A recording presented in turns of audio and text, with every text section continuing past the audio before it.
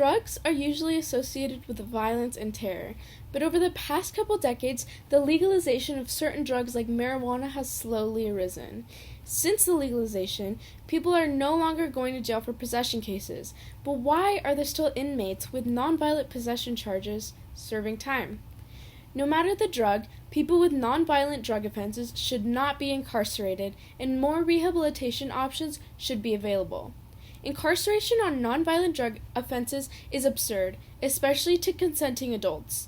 Incarceration doesn't encourage rehabilitation, exposes nonviolent people to violence, and makes them have a higher risk of committing the same crime or worse.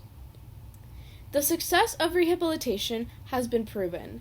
Between 85 and 95% of all people who successfully complete drug rehab report to still being abstinent from all drugs 9 months after discharge. The point of incarceration is to punish people for what they've done. Who decides what drugs are wrong and which ones aren't? Alcohol was once illegal, now everyone drinks it. Rehabilitation helps abusers better themselves and become better members of society. It doesn't just teach you how to get off of drugs, but what to do when you want to turn to them again. There are many new studies to prove the negative long-term effects of doing drugs, but instead of being encouraged to go to rehab and fix themselves, the courts put drug offenders in jail. Rather than getting better, they serve their 3 to 5 years, then go back on the streets and do the drugs they once turned to. The National Institute on Drug Abuse says that 6 in every 1,000 infants are born with an opioid addiction. This is totally preventable. But this happens because the courts allow people with terrible drug problems to be incarcerated instead of getting immediate help. The number of drug-dependent individuals incarcerated in the U.S. is exceptionally high, and 60% of incarcerated black males have a substance abuse disorder, says the National Center on Addiction and Substance Abuse at Columbia University. You wouldn't be incarcerated as a cancer patient for having a disease, right? Substance abuse is now considered a disease, and immediate help should be more accessible for everyone. How come it isn't?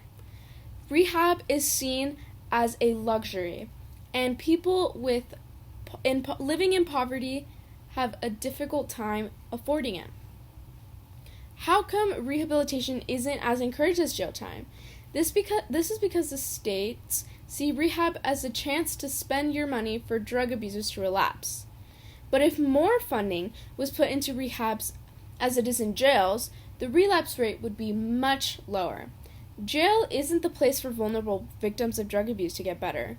Rehabilitation centers are overpriced facilities, and depending on what treatment is chosen, prices can range from $500 to $50,000. In many drug cases, poverty is the main issue. Some inpatient rehabs may cost around $6,000 for a 30-day program. Well-known centers often cost up to $20,000 for a 30-day program, and those requiring 60 and 90-day programs, the total average cost would range anywhere from $12,000 to $60,000. These insane prices aren't reasonable for people who are living in poverty, have other expenses, or even are a middle-class family. It is just not acceptable. More money from jails should be redistributed into rehab centers so that they can increase productivity and be cheaper for the people. This will also allow more people to enter the rehab centers and less people to be in jail, which would be less spending in the jail. People have to learn to defend themselves in jails, which causes them to be violent. The fear of murderers and kidnappers takes up a great deal in American minds. Then how come courts are indirectly making more murderers and kidnappers? Being in jail scars a person and makes them think differently. Drug offenses that are nonviolent should not be punishable by incarceration. This is because mixing these types of minds in an enclosed setting just calls for a bad time. Nonviolent offenders, more specifically drug crimes, become violent as a result of the terrible, inhumane condition in jails and prisons. Learning defense from real criminals, like murderers and rapists, is essential to these people if they want to survive the 5 years that they have in the maximum security prison. Morgan says that the number of violent crime victims aged 12 or older rose from 2.7 million in 2015 to 3.3 million in 2018, an increase of 604,000 victims. The fear of violent crimes increases as the statistics and the news release new information. In fact, the country's status on incriminalization has gotten substantially worse than it in the past. More people are feeling victimized, and this just keeps getting worse. These people in jail are more likely to commit another crime after being released because they are exposed to real criminals. In 2007, Washington, though only 34% of criminals incarcerated accounted for drug offenses, 65% of those offenders recommitted crime after being released, says the Sentencing Guidelines Commission. Reoffense is only creating a darker, more violent society.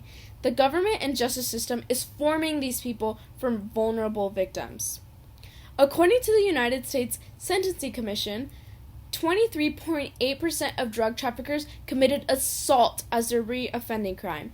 This is because the jails are teaching them how to be more aggressive and more violent, and if they are spent a lot of time without drugs and exposed to these drugs again, they're going to be more aggressive in trying to get it. Drugs are a very opinionated topic.